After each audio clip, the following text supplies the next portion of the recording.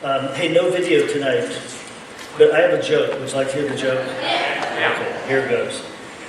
There was this farmer that had fallen hard times, and the soil wasn't producing any longer. And so someone from the government, he got in touch with him, and they told him that through this agency they could help him to move from farming crops to having a chicken farm. And so the guy left 200 baby chicks with him, and came back a week later, and he said, how are the chicks doing? And the farmer said, well, he said, they're all dead. And the government guy said, well, he said, it's really unusual. He said, I can give you 200 more. He said, must have a virus or something. So he gave him 200 more, came back another week later again, and the guy says, how are the chicks? And the farmer said, well, these all died too. And the government man, he's just beside himself. He says, I just don't understand this. He said, I've never seen this happen before, but he said, actually, he said, I can give you 200 more, and then that's it. But he said, this just has me baffled. And the old farmer says, yeah, he says, me too. He says, I can't decide if I'm planting them too deep or too far apart.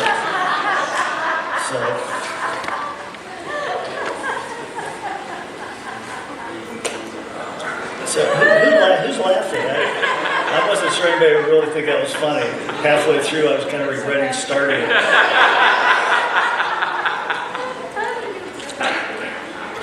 Well, we're going to talk tonight. We're going to look at a passage from the book of Isaiah, Isaiah chapter 30. And if you have a Bible open there right now, what the whole passage is talking about, from one angle, it's talking about trusting in God. Learning to trust in God. Learning to experience God's peace by trusting in Him. And I think that one of the problems that we all face in life is that all too often we look the wrong places for our security. We look to the wrong sources for peace. And so life becomes then just a frantic search for something else to rely on, because what we're currently relying on, we all know, isn't working.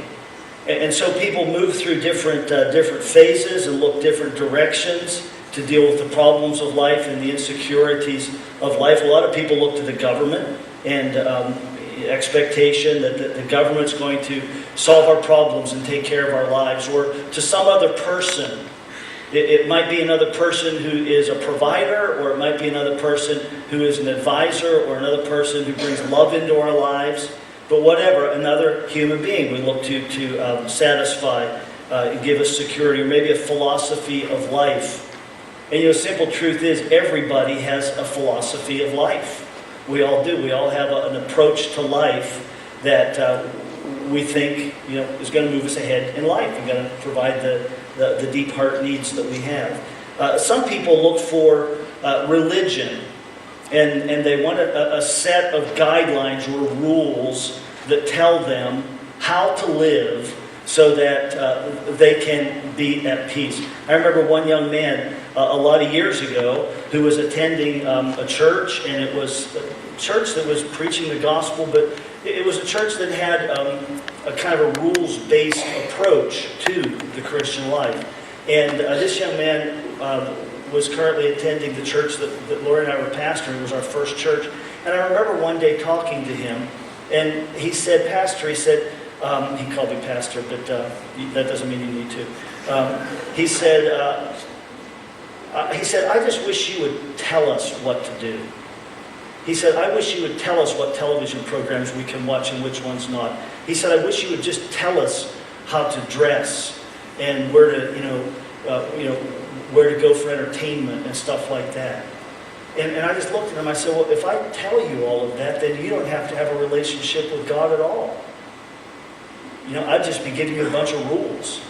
And that would be a religious approach to finding peace, where we're looking for some form of system or rules that will guide us in life and give us peace. Now, Christianity, by the way, does have a system of thinking, and God gives us guidelines for life, but it's not about the guidelines, it's about relationship with God.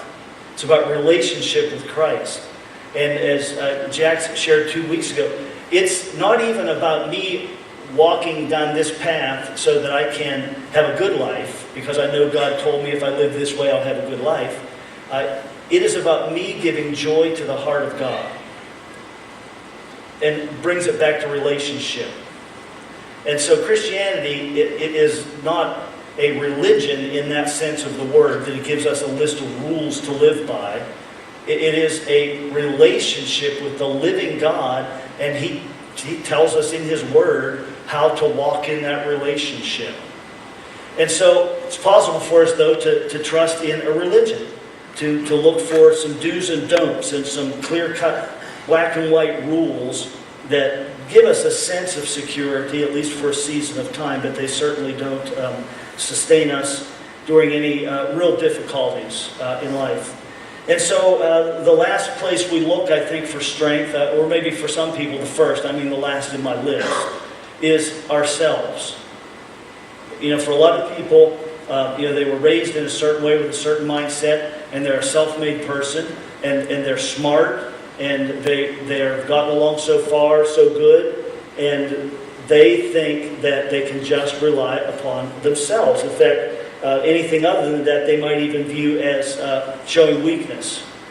But all of these things we have to recognize are just substitutes for God.